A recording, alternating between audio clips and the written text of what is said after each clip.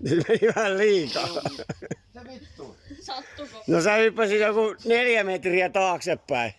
Ei se ollutkaan rampoliinia. Sais sä kuvattua? Sai. No koota nyt. Älä hyppää vitu 14 metriä taaksepäin vittu. Ollaanko sä hullu? Mä hyppäsin taaksepäin.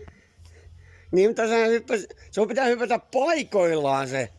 Eikä vitu 4 metriä taaksepäin ja siellä tehdä. Jos pystyy erottaa, niin antaa olla. Sä taidat olla henessä sit. Mun piti hypätä. Ekasta hypästä. Okei, nyt mä opin. Nyt mä tuun jalan. Nyt mä hyppään tonnekin vitun nurmikoon. Vitun kännikala.